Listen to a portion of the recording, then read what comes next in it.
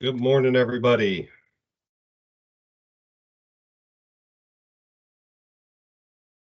Yeah, I think still got some people coming in. They're all muted. So if anyone's saying good morning back, we're not going to hear them. But I'll assume everyone's saying good morning back and very happy to see us.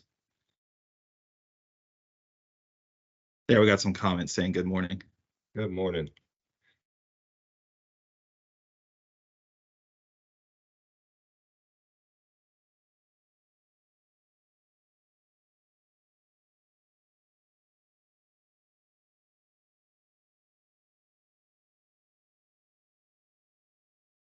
That one, we got a lot of people jumping on now. So everyone, I believe the way we have this set up, the recording has already started. Hopefully you got something that allows your permission or notification about it, but this is being recorded and we're going to get it turned around and sent out hopefully pretty quickly. We have holiday coming up, so that might delay things. Can you go ahead and put up the slide deck, Brian, so we can have all the folks see the instructions on closed captioning? I did put that information in the chat.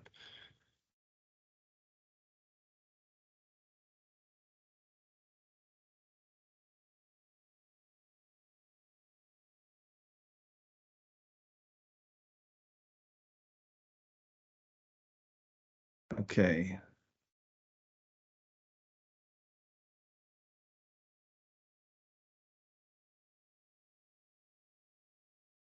Is it still showing?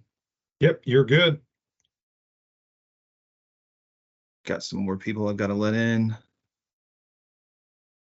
I see a lot of familiar names.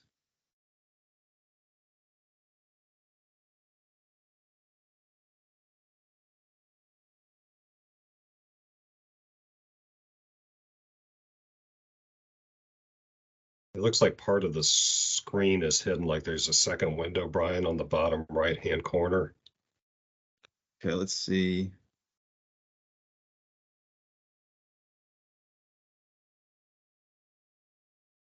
That fix it? Go. Perfect.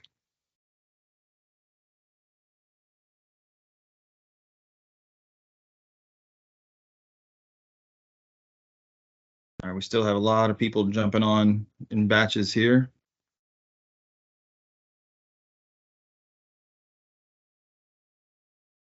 So as I just noted in the chat, we're going to get started here just in a minute once the emissions start to slow down a bit.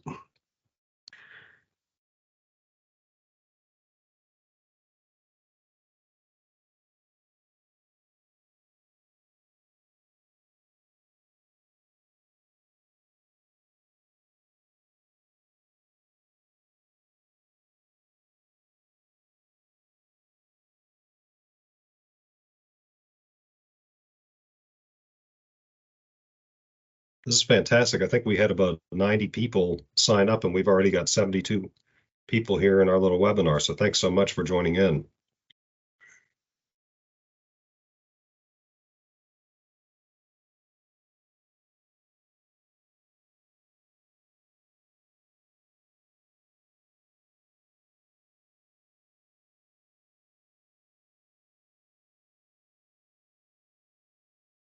And I'll just note too, this is our first time using Teams here for our little unit. So we're very excited about it. And also apologies in advance if we run into anything clunky with the tech, but hopefully we'll be good to go.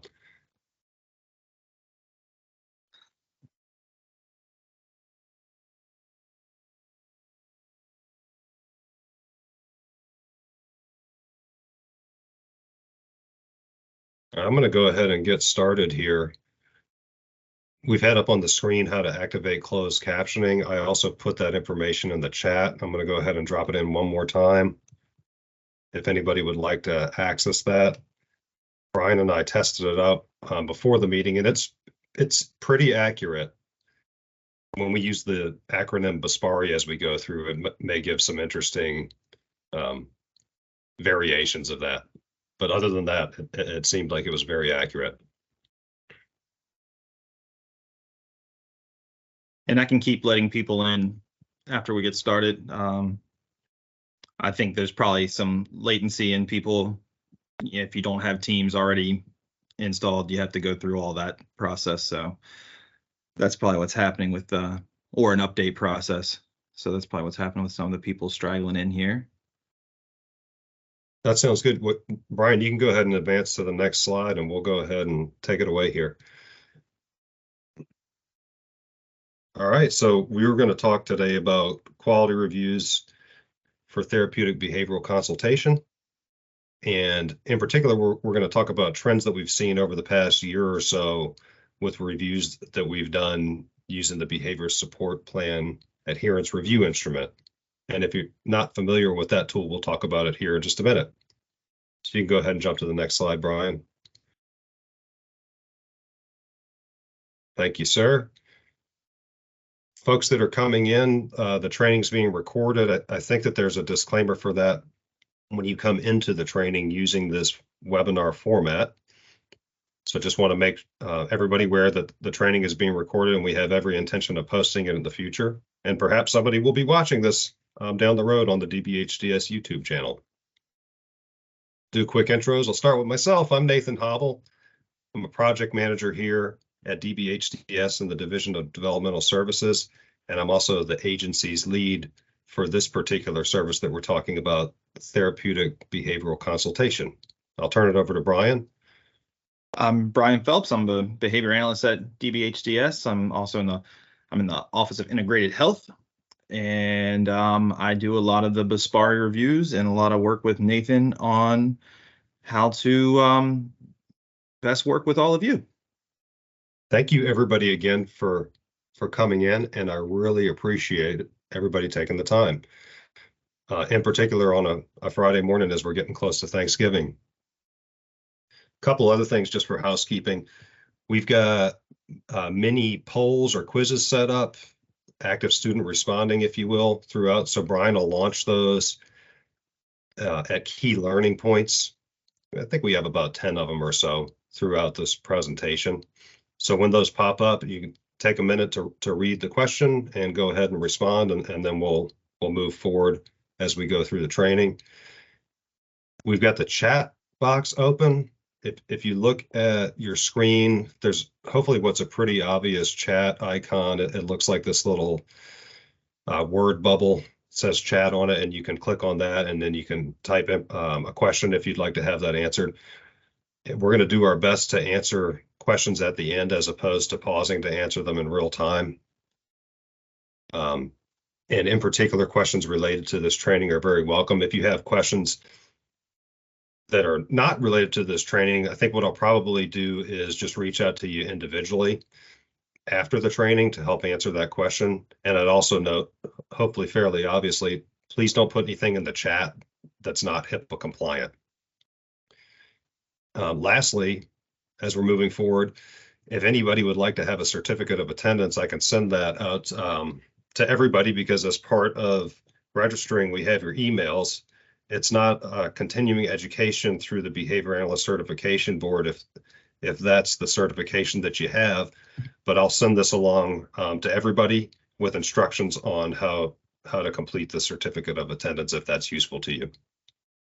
And then last but not least, we've got here our contact information, which we're going to post also later in the presentation. All right, so here are the learning goals. We're going to talk about quality review initiatives for behavioral programming for this particular service. Brian's going to talk briefly about some minor updates that we've made to the Bespari, and the acronym stands for Behavior Support Plan Adherence Review Instrument. It's a tool that we created here in-house to determine adherence to the DBHDS and DMAS practice guidelines for behavior support plans. We're going to talk about trends that we've seen in reviews over FY23 and also actually bleeding into the first quarter of FY24. And then based on those, we're going to give examples for any trend areas that maybe could be improved upon, just to help folks understand what we're looking for with the expectations with the practice guidelines and those elements on the BSPARI. So wanted to take maybe just about 90 seconds to talk about why we've set up this quality review schematic. One is that there are quality improvement initiatives throughout the DOJ and the Commonwealth Settlement Agreement, and there are some that are particular to behavioral services. But really more important than that, consistency in expectations and some type of quality review cycle can be very helpful in ensuring that there is consistency. We set up a feedback cycle with these reviews that I'll talk about more in a minute. So that people are actually getting some type of response from us on if the programs that they're penning are in line with the practice guidelines. We've created this tool that I mentioned, the BSPARI, that has a weighted scoring system, and we set that up specifically to determine if elements in FBAs, behavior plans, and related documentation, such as training information or graphical displays, align with what we've outlined in the DBHDS DMAS practice guidelines for behavior support plans, and as a corollary, the regulations that govern this service. It has a weighted scoring system that ranges from 0 to 40 possible points. The criterion that we set on the tool is 34 points or above, so we deem any review that we have on this weighted scoring system that's at 34 points to be overall in adherence with the practice guidelines. If you do the math on that, that equates to 85%. If you'd like to have more detailed information, you can certainly reach out to me or Brian, but the BSPARI itself, the scoring instructions guide, and other information that you might be interested in that we'll talk about more as the training progresses, that information is available on the behavioral services website that's linked into the larger DBHDS website. So take a look at that if you haven't. You might find something interesting on there. And we're also very open to feedback as well. If you see something on there that you think could be improved, we're only a phone call or an email away. So the feedback process, we set up a pretty brief, usually between 30 and 45 minutes. Sometimes they get a little bit longer if we're feeling super chatty and having a lot of fun when we're all having a conversation together. But a brief virtual meeting between the clinicians and the reviewers that did the BSPARI for any plans that are not at 34 points or above. If all of the plans that we review when we do a bulk of reviews, so for example, maybe we do 4 reviews for a particular provider, if they're all at 34 points or above on this weighted scoring system, we just send an encrypted email that has that, and we can give notes to the provider. And also happy to have a review meeting if the provider would like to, but we don't ask to have one if all of the plans are at 34 points or above. When we have these chats, we talk about areas that are in adherence and also those that are not. Generally, we find that the providers that we're working with, they want to know about the things that can be improved upon, as opposed to focusing on the things that they're already doing that are in adherence. When we do these reviews, we talk about those, we can offer resources, and we also send a follow-up email that outlines all of those areas, in particular, the ones that could be improved upon. And the idea really is that programming subsequent to that feedback session hopefully should see improvement in any areas that were not in adherence. I don't have a visual on this here in this particular presentation. We've talked about this in other presentations, and you can also pull the BSPARI down from our website, but it has a resources tab that's a feature that we're pretty proud of, where in any area that's marked with an X, so if there's an element that didn't meet that particular criteria, there's a separate tab on that Microsoft Excel workbook that will highlight in red and has links to often to peer-reviewed literature or other web resources that we vetted, where you could look at that. You could click on the link, it'll take you there, and it might have a practical guide or a tutorial or a seminal article from the literature that might be useful to brush up on. And we're always happy to give literature and resources that we have available. And we consider it really a two-way street too. We want to learn from you also. If you have something that maybe we haven't considered or something you want to share with us, please don't hesitate to give that information our way as well.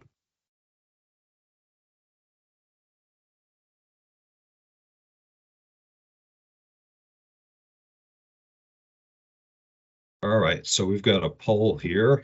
You can go ahead. It's kind of a fill in the blank. Take a second and go ahead and select what you think the best response is.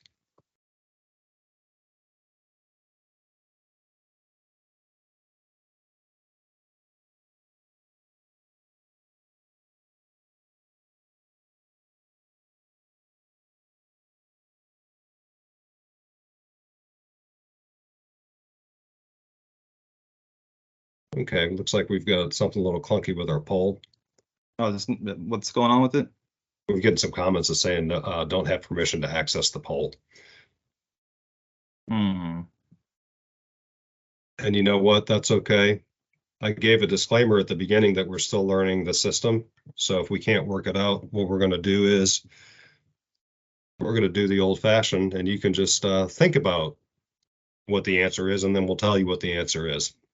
So go ahead and cue up the Jeopardy theme song in your head for a second. And we'll see if we can get that fixed for the next one. If not, we'll just proceed this way throughout.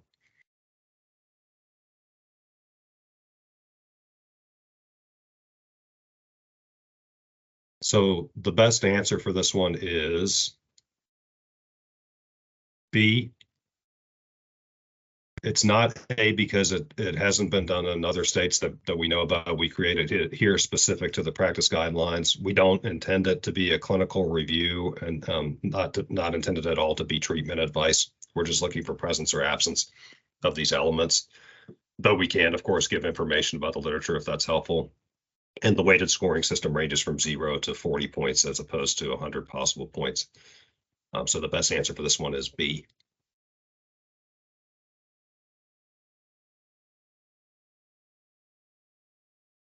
All right, so sorry, I'm going to be distracted of why that poll didn't work, but I will get focused here because it's my turn to talk.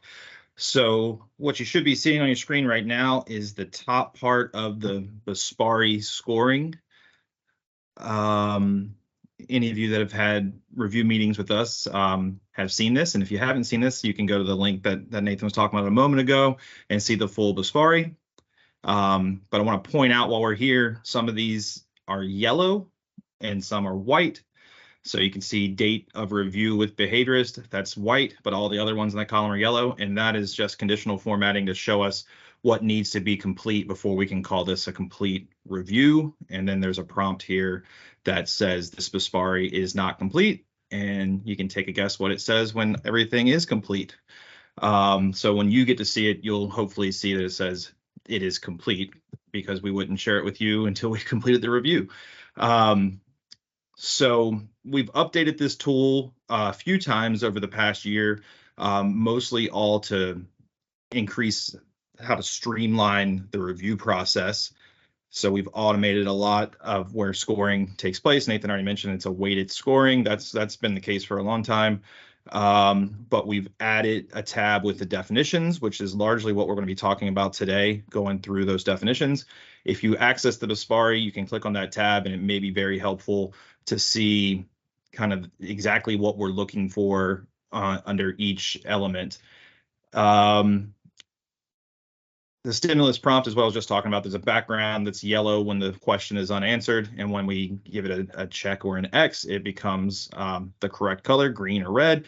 And then the conditional formatting is looking to see if all of those are checked or not. Sorry, I've got to let somebody else in. Got to toggle back and forth here to do that. All right. And there's the link if you need it. So here are the following areas that we see the most in adherence, and pretty simple. Demographics, that is the kind of stuff that everybody pretty much nails. Sometimes we got to kind of go hunting for a different piece of demographic information, but for the most part, everybody does a great job including all that, giving us a little bit of history. This is what I think we should all be the most proud about, is the hypothesized functions and the FBA. We are really seeing a lot of progress in those two areas of having that included and complete on a lot of plans. Everybody seems to be really good at having the behaviors targeted for decrease. That's usually why we were called to be there in the first place. So that's good. And then the interventions being included, the antecedent and consequence interventions. The following areas, and we're going to go into more detail of all of these areas so you can kind of read here to get a preview of what we're going to be talking about in a moment. But these are the areas that we see less frequently. And to say that some plans absolutely nail it. Some plans are missing one or two of these kind of things. It's all over the place. So that's what we want to have this training to give you some insight on all of these areas that we have identified can have some improvement. All right, let me let somebody else in. Our format here will be saying what we often see. There we go, let that person in. What we often see, and we're going to outline what we're looking for. You don't have to do anything exactly as we've laid out. These are just examples, kind of like the way Nathan or I would probably do it if we were in your shoes. And any examples that we use are fictionalized and not based on any plans that we've read or people we've worked with, that kind of thing. All right, let me switch back over and I'll let that person in. So to start it off, we've got dates of initial plan and revisions, nature of those revisions. So this is a part that's very frequently missed on a lot of behavior plans. And I can understand why, because we usually, understand to put the date of the plan. This is when this plan is starting. But what we want to see and what the guidelines are asking for is to kind of have a little bit of history of how long has this plan been in place, or what iteration of this plan and what has changed over time. So here's an example at the bottom. So the dated initial plan 7/1/2022, but then a little box that has 10/5/2022. There's an update about SIB, and then February 4th, modified differential reinforcement procedures. So this is an example of how you can display this information. You can choose any way you would like, but this is what we're looking for, and this is kind of a quick and easy way. We're not looking for something extravagant. This just gives a nice little history of the plan. Legal status is another one that I think some people get maybe tripped up over the term legal status, but what we're really looking for is who's making the decision for this person. Is it themselves? Do they have a guardian? Who's involved? This really comes into play later when we talk about the signatures on the plan. But this is nice to have right up top and up front, especially if you're a direct care professional reading this plan and using this plan, to see, who has to sign off on this, who's agreeing to this. Is the person their own decision maker, or is there a guardian involved? So, okay, I want to try the poll again. If I don't succeed this time, I'll give up and we'll just do the polls all the way that we did a minute ago. But you can read this poll as I fumble through trying to launch the new poll, and let me know if it does the same thing where it doesn't give you permission. I'm trying to see if there's anything I can click before I do it. All right, here goes nothing. Hopefully you're seeing a poll, and hopefully you can click on it.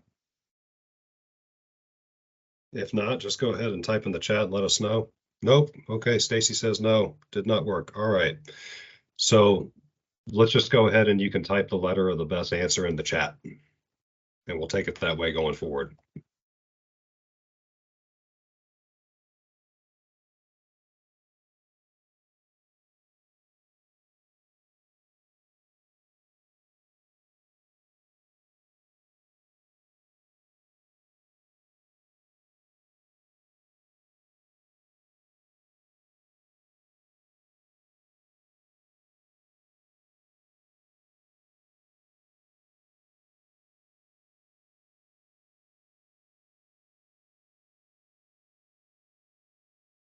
All right, looks like we're getting a lot of answers and confirmation that I have failed as a poll master.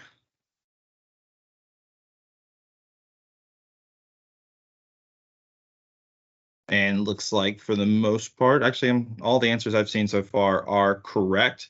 And the correct answer for this would be D, date of initial plan, dates of any revisions, and the nature of those revisions. So thank you everyone for answering. And let me let someone else in. And then our next, let somebody else in. Here's another poll question. I'm not going to launch this one this time. So let's go ahead and get the answers in the chat. So stop answering for the last one. This is now the answer for the next one. Okay, Ruth is the fastest with the new question. Legal status in this context refers to A, if the person has any criminal record, B, the person's status for making decisions on the plan, C, the person's citizenship status in the United States, or D, if the person has any history of court involvement. And we're seeing a whole lot of B's, and that's good because B is the correct answer. Moving forward, let someone else in. Some of these people I'm letting in, I'm seeing their name again. So I'm wondering if people are restarting or getting booted off or something. We're going to shape up our team's webinar acumen throughout the course of this. Thanks, everybody, for your patience. Yeah, I'm going to jump in and take this one, Brian. Go for it. Known history of previous services and impact on behavior. So what we see sometimes is that there's information on past services there, but there isn't information on what the impact was. And I'll know sometimes you don't know, and it's okay and really desired to go ahead and indicate that you don't know what it is, unknown. So what we're looking for, just some examples here, but essentially, if there's information, what was the service and what was the impact? That's the first bulleted point about Greg with ABA services for 5 years. Or if we don't know anything about previous services for Greg, just indicating as such with something like there was no information provided. We don't know that information. So that would be what we were looking for this one.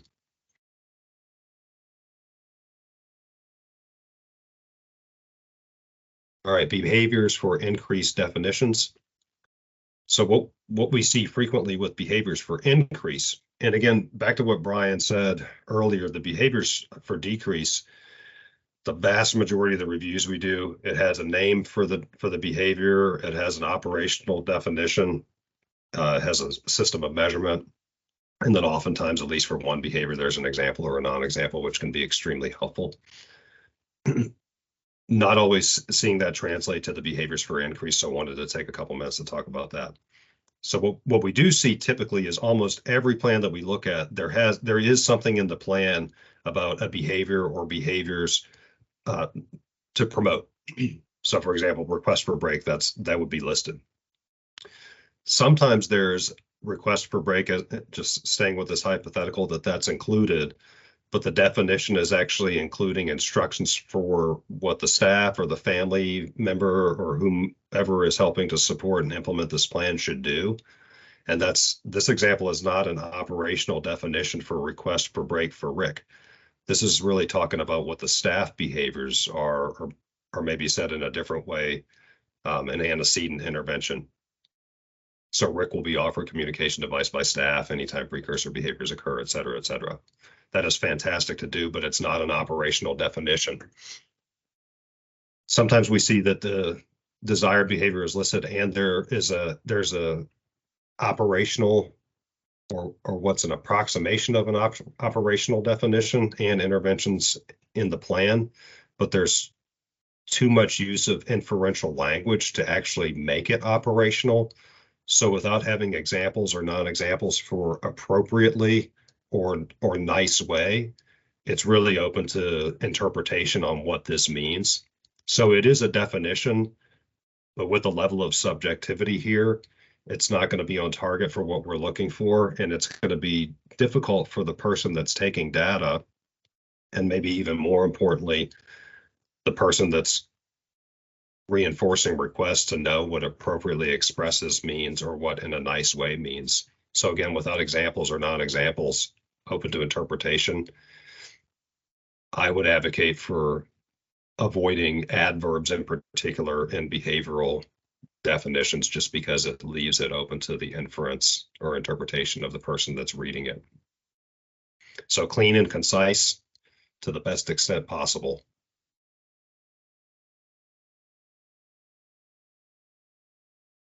Next slide, Brian. Did it go to the next one? Here we go. So this is an example of what we'd be looking for behavior for increase definition. So there's a name for it. Again, there's interventions in the plan. There's an operational definition that doesn't have the inferential language in it. Really just recreate the formula, for lack of a better way to put it, that's used for behaviors for decrease. So I see a lot of behaviors for decrease starting off with anytime, ... any instance of ... If that's the formula that you're used to, you can use that same formula and replicate it for behaviors that you want to see more of, as opposed to behaviors that are targeted for decrease. So for this one, there's a definition here. I don't think there's any subjective language in here. Others might disagree. It also has sort of a stop or a restart criteria that you don't have to put in, but it can be helpful for taking data to know when are instances separated, when does one stop, and when does the next one start, that type of thing.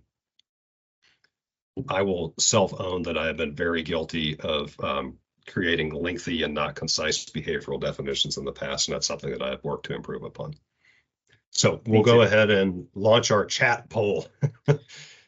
Well, I've been tweaking around with it, so let's see if I launch this one, if it works this time. Let's see what we can do. Let's see, did it do anything? All right, I think we're at 3 strikes and we're out on the poll at this point.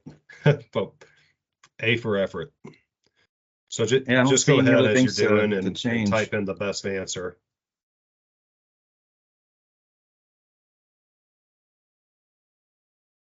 And we've got straight B's down the line here, and that's definitely the best answer here. So again, not to harp on it too much, but one of the things that we see frequently is that the definition includes what the staff behaviors are, or an antecedent strategy, as opposed to the same type of formula that's used to create behavior for decrease definitions. And that's really what we're trying to espouse with these couple of slides, is to think about it the same way as you do when you're crafting behavior for decrease definitions. All right, and not to halt everything, but we actually got responses on that one, so it's working for some people. Let's go ahead for the rest of it and not try to launch them, and we'll just do it because we're getting inconsistent responses as far as it's working for some and not working for others. And we'll just use the chat feature going forward. That sounds good. All right, the next page, behaviors for increased measurement. So let me toggle to the right screen here. So what we often see is there's a name for one or more replacement behaviors, but there's no measurement. So this is way more common than I would have thought it would be. Maybe a lot to do with what Nathan was just talking about. But it's really important to write your definition and have some form of measurement. This will play out later too when we talk about graphs, but we very consistently see either no graph for behaviors to increase, or the graphs are some kind of funky, weird thing that's not really related to how we normally graph things. But just because it's a behavior for increase doesn't really make it different from just regular old behavior, that we should be able to measure it some way. So for instance, are we measuring something that's in frequency, or use partial interval recording, frequencies from probe data from the clinician? So maybe the data is when you show up and are observing and not necessarily reliant on the staff to collect data. So all kinds of great ideas and different things you can do to improve this area, but I would definitely take a look at this and make sure that you're treating behaviors for increase kind of similar to the way we treat behaviors for decrease, where we clearly define and measure. I think this kicks back over to you, Nathan. I think you're right. I was distracted, and I was going to reply to Molly, but I'll just say out loud what I was going to say. Thanks for bearing with us on the polls. We'll just continue on, as I mentioned, with typing the answer into the chat. And we will have this refined and precise for the next time that we do a webinar. So examples, non-examples, this is across increase and decrease behavior definitions. And I want to note too, before I get into it, sometimes you don't need to have an example or non-example, but we've done almost 500 behavior plans reviews. I think I've done about 280 or 90 of them at this point. I can't recall a single plan that I've seen where if there's a list of 7 behaviors, say, across the plan, that one of them would not benefit from having a non-example or an example. So not every behavior needs to have it, but there's usually an opportunity where something can be clarified with an example or non-example. And so what we see typically. Well, to just jump in real quick, if you're struggling to come up with an example or a non-example, that's probably an indicator that you need to back up a little bit and think about, what's the behavior.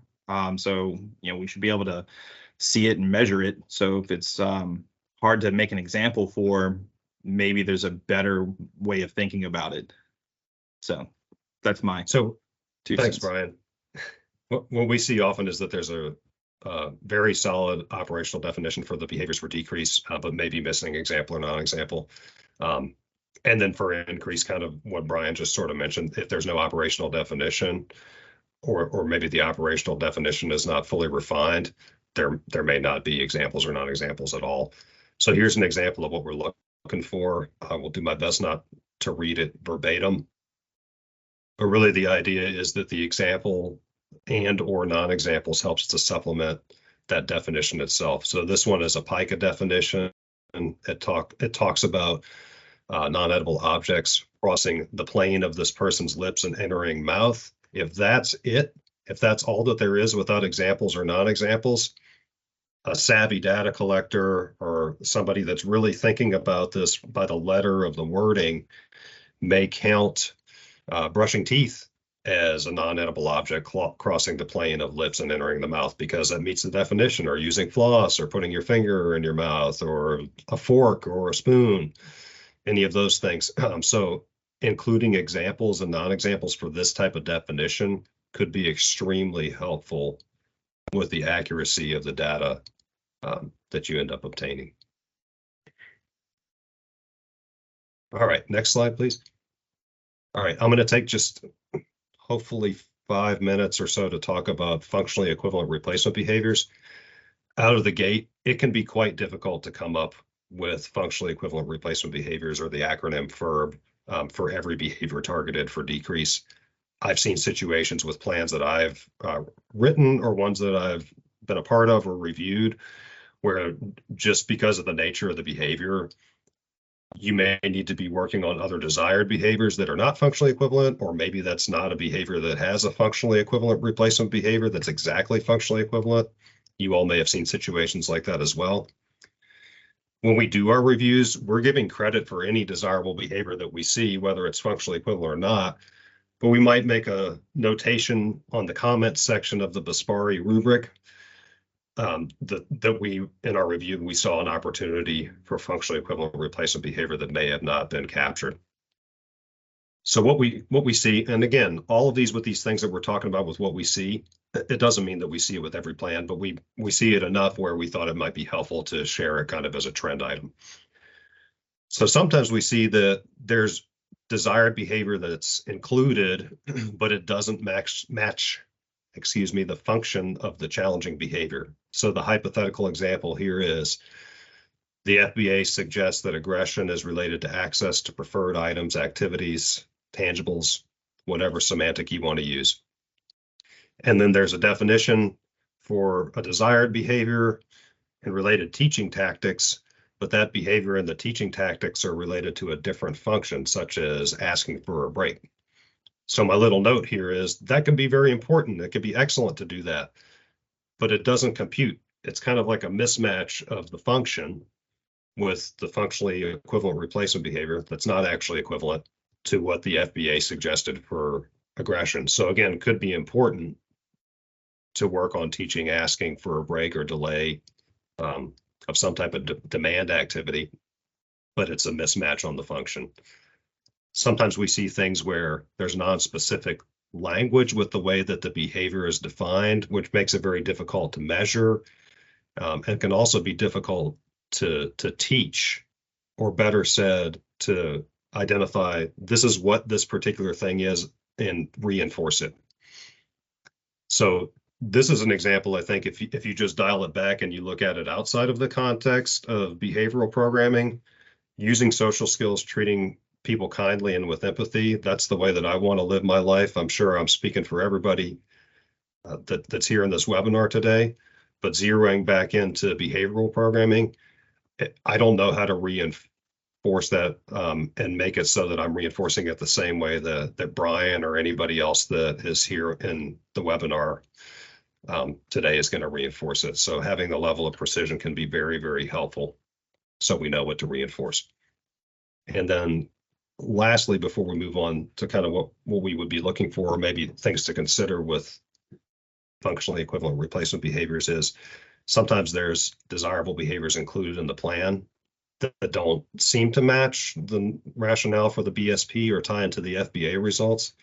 And just a clear disclaimer here, these things can be very, very important. And I'm not suggesting not to include ADLs or making healthy choices or any other example that you might think of that's a behavior to promote. But if those things are included and they're not functionally equivalent and we're missing the opportunity to teach a way to obtain access to preferred items and activities, to me, it's an opportunity that I might have missed if I was the clinician that was authoring the plan. So something to think about.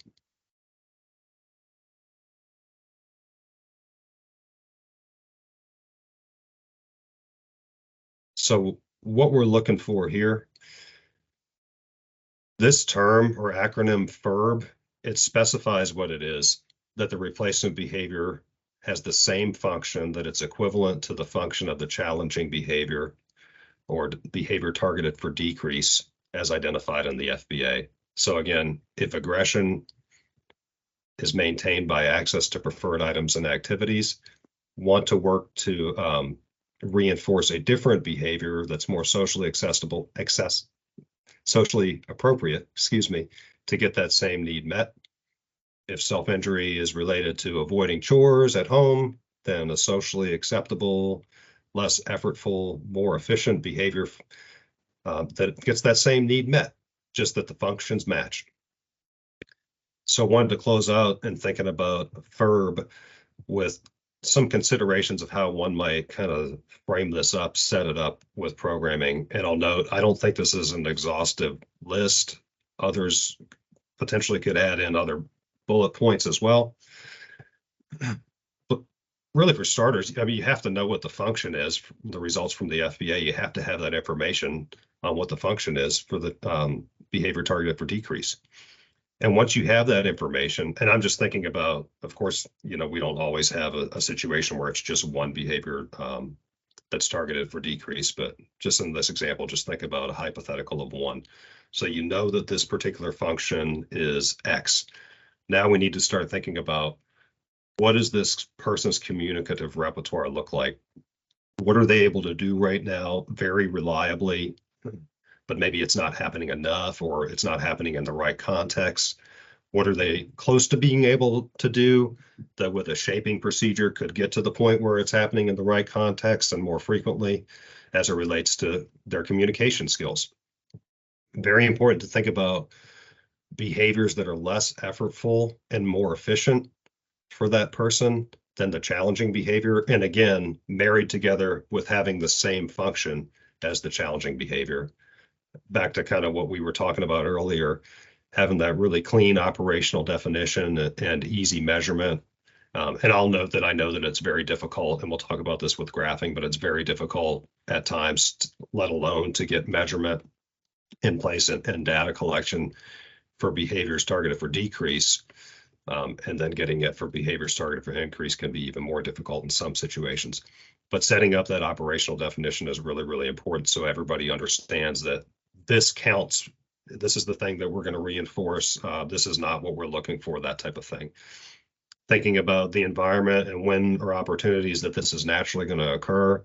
And then also, can we have kind of like booster sessions, if you will, where we're going to rehearse and practice a little bit more contrived and hopefully fading those out as quickly as possible, but having practice learning opportunities to rehearse the new skill or work on that skill that's not happening yet enough or in the right context.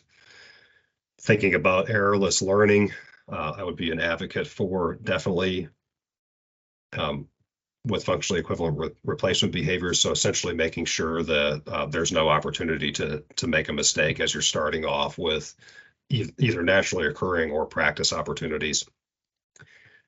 And then drawing out a little bit further, what does that reinforcement schedule look like initially? Probably it's on a continuous schedule of reinforcement. Is this a reinforcement schedule that's realistic over time in the natural environment? Maybe, maybe not, depending on the person, the circumstances, and the particular behaviors. But if you think about those things in the beginning and you're kind of looking further down the road, that may be helpful with mapping out how this is going to work. And that dovetails to me with thinking about generalization. So this behavior, it may happen with mom, but it's not happening with dad, or it happens really well when we're in the community, but it doesn't happen well at home, that type of thing. All those types of things are just, I guess, areas to have like kind of in your tool belt. And again, you could add more to this. It's not an exhaustive list, but those are things that I would advocate for people to be thinking about when they're setting up functionally equivalent replacement behaviors. And I think we identified in preparing for this that this is an area that we could probably hang out on for several hours. And so if this is an area that you want to think about more, or you think it would be good if we did a training on, let us know, because the more we kind of talk about this area, the more we are kind of learning new things and seeing actually how far you can go with this. And without going on too long, I always like to reference, it was 2 or 3 years ago, Julie Vargas was in a webinar talking about her dad, B.F. Skinner.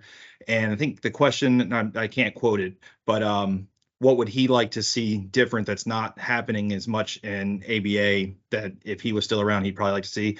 And she was saying working on skills and using reinforcement. And it's kind of, we're the reinforcement people. This is the area where reinforcement comes in. So a lot of times we're called in for behaviors to decrease, but this is an area that we can really, really tap into the heart of ABA, the heart of behavior science, and that's using reinforcement to improve the life of people, and they get more skills for functional, related replacement behaviors. Sorry, I've flubbed the functionally equivalent replacement behaviors. So off my soapbox and on to the next slide, which is another poll just here to haunt me because my polls aren't working. So we'll do this one in the chat, and we will definitely have this figured out before next time. But this one's a scenario. The FBA results suggest aggression is maintained by escape from demands delivered by family members. Which behavior below could be a FERB in this context? So let us know in the chat.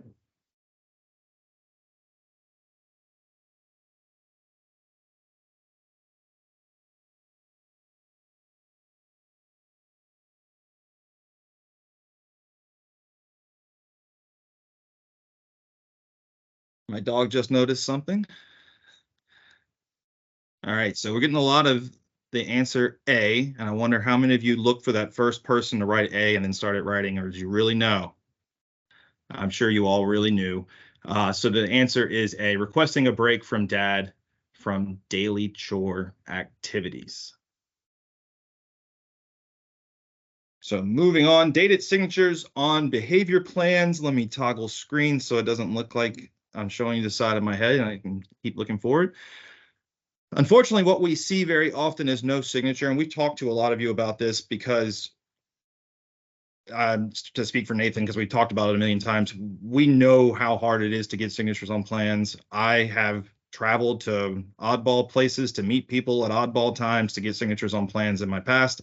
I totally understand that it's difficult to get some plans signed, but it's really important that you have consent and understanding that you are doing these behavior change operations.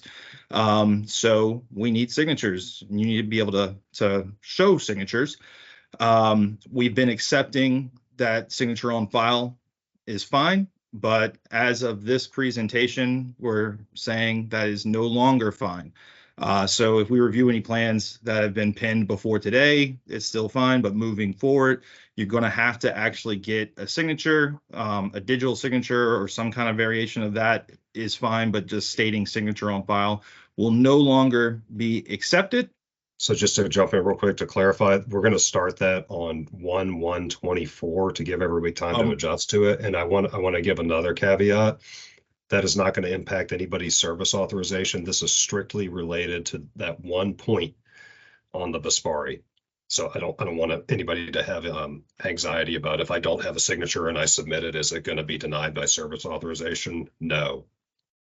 We're talking specifically about the scoring on the Bespari, and we had this in place for quite some time because we launched all of this work around the time, I think of the Omicron wave, thinking back on my different waves of COVID, when everything was shut down and it was extremely difficult to get signatures. So 1/1/24 plans that are penned after that, that's when we're going to be evaluating them on the Bespari rubric as actually having a signature or a DocuSign, that type of thing.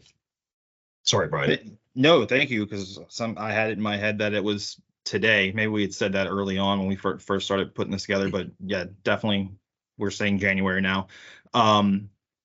We've talked to a lot of you about this. It is totally acceptable. Nathan, correct me if I'm wrong. It's totally acceptable if you need to upload your plan into WAMS for authorization purposes or what other purposes, and you haven't got the signatures yet, but you have to get it in there. Go ahead and upload it, and you can upload a signature page separately. A lot of you are doing that already, and we just pull them both out and look at them together and say, okay, this signature page clearly goes with this plan. So check, good job, and thank you for getting that signature. So that's what we're looking for. And back to you, Nathan. All right, back to me. I'm answering a question really quickly here in the chat. All right. So while he's answering the question, the next area we're looking at is trauma history. And this is a frequently missed, and I can understand why, because sometimes it's not applicable. But here is the definition of what we're looking for. And again, you can read these definitions if you look at the actual Bespari. We have a whole new tab just with these definitions. And this one, what we wanted to do with the definitions for these was to just make it very clear, or hopefully as clear as possible, about what we were looking for. And the trauma definition really derives from a conglomerate of different resources. One is information from SAMHSA, and a couple other ones were articles in different behavioral journals within the past, I want to say, 1 to 3 years, about how trauma is operationally defined, which often just harkens back to the way that SAMHSA defines it. So what we see now sometimes is there's nothing listed at all. What we're looking for really is just consideration of trauma history. It's critical to be thinking about that. Include that information in the plan. So if it's known, include what the information is if it's appropriate to do so. If it's not known, then indicate that it was not known. Again, we want to be, as clinicians, prompting ourselves to be thinking about this. And I think one of the easiest ways to do this is to have your template as a behavior plan set up so that there is some area on there that evokes your behavior as a clinician to ask the question or to be thinking about it. So there's just like some type of area on the plan that says trauma history or trauma-informed information, that type of thing.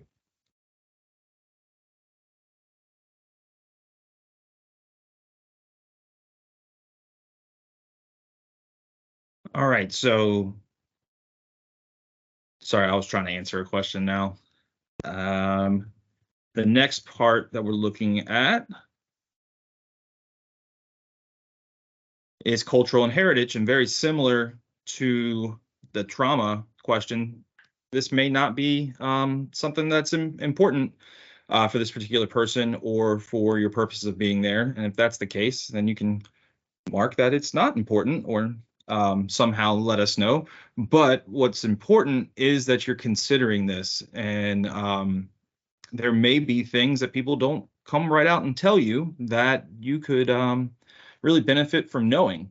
So what we often see for cultural heritage considerations is no information at all. And what we're looking for is for you to have something in the plan that lets us know that you considered it, that you know ask the person about it, or ask the caregivers or family or whoever would know these kind of things, because we want to make sure that we're always being respectful of people's culture and heritage. So some examples that you could put in is like Joy attends church regularly. That may be important to Joy. Fernando notes that he was born in a middle-class family, and communicating to family members in Spanish is very important to him. So both of these things would be good details to know. And like I said a minute ago, if there's no specific cultural considerations, just make a note of that. Kind of a good rule of thumb is anytime if you're not sure and you know that we're looking for something, if you're looking down the Bespari or you're looking over the guidelines, and if it's not something that you know about, make a note and say that this is not important, or somehow to let us see that it's been considered. It's not being neglected by you. It's just not important for this particular plan for whatever reason. That is a good way to kind of meet that criteria. And if I can jump in just for a second, Absolutely. with these three areas that we're talking about, I think I just want to own that the reason that they may be omitted is because we haven't operationally defined what we're looking for. And again, now this information is included on the updated Bespari on a separate tab. So hopefully, with outlining, a little bit wordy, but eating my own words with talking about concise definitions, but outlining what we're looking for, hopefully that'll make it more clear for folks. Yeah, I think so. So hopefully you all find this helpful, and the same kind of way for non-operant. It may not apply. There may not be any non-operant consideration going on. So if that's the case, make a note of it. A lot of times what we find is there's plenty of language around something that is impacting behavior that's not necessarily operant, so to speak. So what we're looking for is information related to medical, genetic, psychological, or known respondent conditioning that may impact the person's behavior. So a good example might be like Prader-Willi syndrome. So it would be a good idea to, one, have that where you're talking about diagnoses, but then it'd probably also be smart to bring it back up in the FBA or somewhere where you're talking about the functions of behavior, because Prader-Willi can kind of lay outside of some of the things that we're normally working with, and could definitely be impactful. So another example, Paul takes X medication, and this may result in increase X. So that's a bit outside of our operants. And if this is not applicable or it's unknown, just mark it and move on. All right. We have another poll we're going to do in the chat. If trauma history is unknown, how can you capture this in the behavior support plan? So have a look, and you can type in the chat. Bonus points if you're the first person typing in the chat. There we go. Everybody's real quick.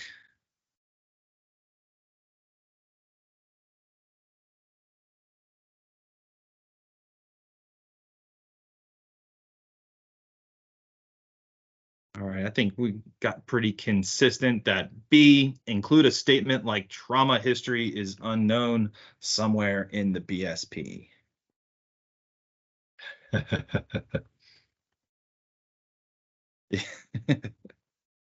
Yeah, I'm laughing at Molly's comment. Oh, me too. I was going to say, so Molly, what's the prize you're going to give her? At least accolades via the recording. All right, I'm going to move on with safety crisis guidelines. Verbal reinforcement, positive reinforcement. Excellent. Good answer. So what we see sometimes with this is it looks like there's a significantly dangerous behavioral presentation, and there's no mention of any basic safety precautions. So what we're looking for is, if it's applicable, note what the crisis protocol is. If it's applicable, note what the safety gear are that may be needed. And then jumping forward, if it's not applicable, just note that it's not applicable. Crisis plan not applicable, or you could have it set up in your template NA for that section, safety gear NA, and gave some examples here of what it could look like that the staff do this particular crisis training. It should follow it. Information about what you do if you have a length of hair for somebody that might have topographies of pulling hair in their repertoire. So that's pretty basically what we're looking for with safety crisis guidelines.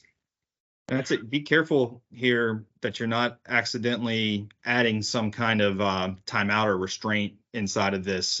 Even if maybe you're working in a facility or a group home that has their own policy that's outside of your plan, and maybe that's what you want to reference, that they have their own safety policy. But if you are not wanting to put timeout or restraint in your plan and you're not being very intentional with that, make sure you're not accidentally adding that here inadvertently, because we've seen that a few times, and we've reached out to you if that's the case. So just be very, very careful with that kind of stuff. And then it should also make sense. Like if we're reading through the plan and the person's made 3 people quit because they're so aggressive, and it has 16 holes throughout the home from them banging things through the walls, and then you get to the safety crisis part and says, oh, nothing's needed. Not a, it's like, well, I don't know, just read 12 pages about how dangerous this person can be and how important these interventions are. So safety in crisis is probably pretty important in those cases. And we're not going to make a judgment on it either. We just want to see if it's applicable or not applicable. And if it is applicable, that you say what it is. And if it's not, you say that it's not applicable. We're not here to prescribe what you're doing with safety or crisis procedures or lack thereof. So we're doing great on time. We're getting close to wrapping up here. And we're going to kind of close it out here with talking about graphical displays and then give some information on resources. So what we most frequently see is that the graphs have behaviors targeted for decrease, and they're missing the behaviors targeted for increase. We've talked about this in many presentations in the past, and I understand why it can be that way in many situations. So what I want to kind of zero in probably more on are for the graphs that are present. Oftentimes they're missing these visual analysis indicators, such as phase or condition change lines or other visual information on the graph itself that would help the clinician and the team evaluate impacts of different variables that might influence desirable or behavior targeted for decrease. So the target with the practice guidelines is that there's some type of graphical display for every behavior in the plan. Of course, we're also looking to have desired or FERB in the plan. So there's data for all behaviors that are formally being targeted. There's a brief summary statement on progress for each behavior. The visualization itself includes these types of visual indicators. There might be situations where there's nothing happening for the quarter or even for potentially the year. I doubt probably for the year, but maybe for a quarter. But putting that information on the graph can be extremely helpful with your own analyses and decision making. And just to pull that thread out a little bit further, that's not for us. That helps us kind of understand what's going on and understand that decisions are being made, and there's that type of analysis. But those visual indicators are for the person that's responsible for that program implementation, and then the other supporters that are part of that team, to kind of dissect what is this graph telling us? What's the story that's being told with all of this information here? So the more information you have about changes that have been made to the plan on the graph, significant life events that you suspect may have impacted behavior one way or another, illnesses, medication changes, etc., can be extremely helpful to you in your data analysis and decision making. And then lastly, typically this is not an issue, but including all the data that you have. And if there's gaps in data, which we understand can happen, just note somewhere in your documentation about why it's missing. And we've accounted for that with our scoring instructions rules as well, to be able to provide credit for that, because we understand the reality of the situation, that you're not always going to have it. It can be hard to get those data, and real life things happen where the person is not available or data just didn't happen for whatever legitimate reason. All right, next slide, please, Brian. So here's an example, totally fabricated data once again. I'll just note on here, it's kind of hard to see, but when we have the slide deck later, you could zoom in on it. What I did with this fictitious data, kind of as an example before I start describing the different things that are going on with this, are I did a rate per day across the week. So the data points represent a week. So if you do it as a rate, that would account for situations where one week you have 7 days worth of data and another week you have 4 days worth of data, as opposed to just putting the frequency data up. Because if you have that situation where you have 7 days worth of data and you've got a frequency count and it indicates there were 20 instances that week of this particular behavior, and then the next week data were only collected for 4 days and there's 9 instances of behavior, you've got like this measurement artifact, or you're kind of creating this inadvertently false display of what's happening, because just there's a change not because of the way behavior was actually occurring, but because there was less opportunities to collect data.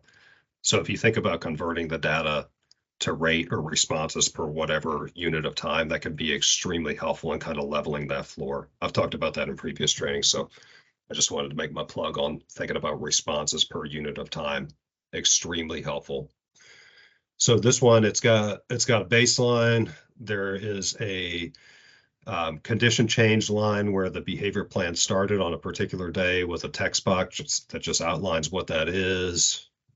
And then there's a arrow that indicates that on this particular week, NH was sick. And then the summary statement, without reading it to you verbatim, it talks about what happened in baseline. It talks about what happened immediately after the start of the plan. It talks about that blip on the radar, if you will, on the week of 9/2. And then there's some information about what the team suspects might be related to that there was a significant illness that happened that week. And that may have accounted for that temporary increase in aggression during that particular week. So that's just kind of a example of what we might be looking for, and I hope that that's helpful. I'll also note, anybody that's interested in getting a graphing template, we have one that was provided to us where all you have to do is plug in the numbers and change the dates. You don't have to hide lines. Using kind of interesting Excel formatting, you can just say, on this day, this is what I want this thing to say, and it'll drop in the change line. It'll automatically remove the data path so that there's a break there, the way that it looks on here between those weeks in July where the behavior plan started. If you email me after the presentation, I can send that to you. And I just want to make a quick kind of practical point with graphs. Very often part of my job that's not the reviewing behavior plan part of my job is I will be the only behavior-based person in the room, a lot of times with nurses or other professionals, that they're calling me in because they're working on some issue with someone across the state and they see that they have TC and a behavior plan. So I have the responsibility of interpreting that behavior plan to them pretty quickly in meetings. So there's some emergency, I get called in. The first thing I'm doing is looking at the behavior plan and finding the graphs. So that's how, at least the way I'm looking at it, how important graphs are, is it's the quickest, fastest way to try to figure out what's going on with the person. And then I back up and start reading the rest of the behavior plan if I have the time to do so. But usually there's a specific question of what's going on with TC and how is that playing out with whatever this, is going on, the reason I got called in. So a lot of times I'm the behavior person interpreting what you're doing to other professionals, and this is the first place I look. So just to give a practical example outside of just our reviewing of plans, this is us using plans. So next slide.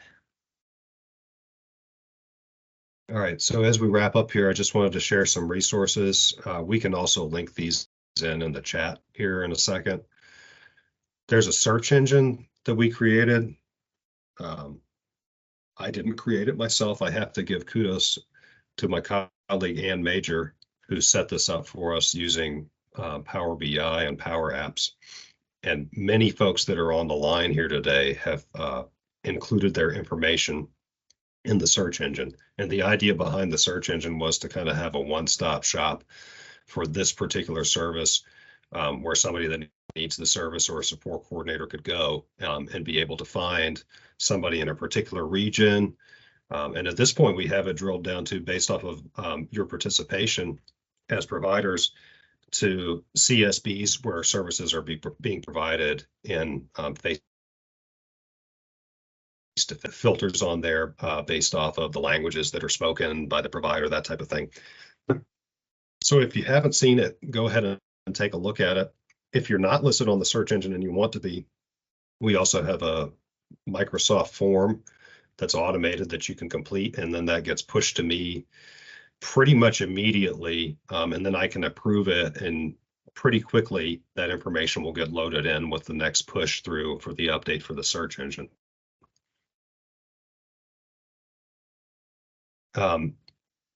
Next up, so this information is linked on our behavioral services website, in addition to what I just described with the search engine and the form.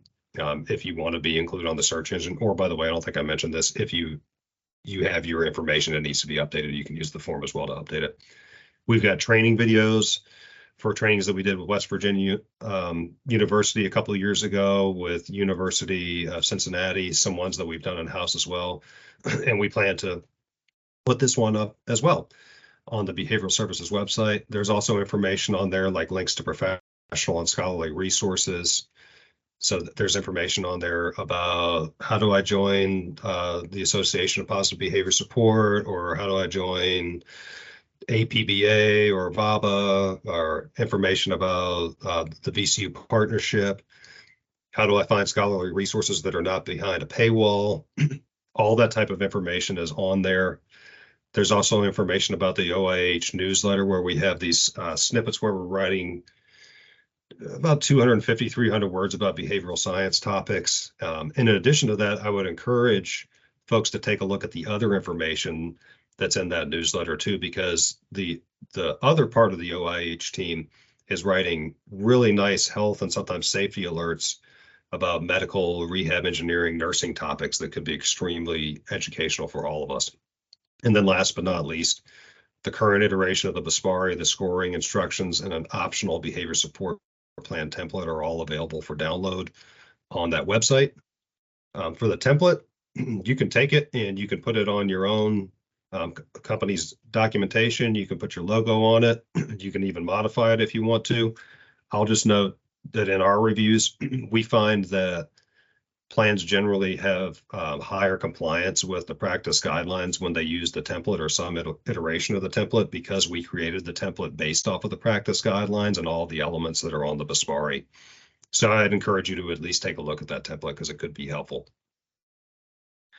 Quick note, Nathan just brought up about the OIH newsletter. A lot of the ABA snippets you can find, backlog of, I feel like there's probably 3 years worth, or maybe even 4 years worth.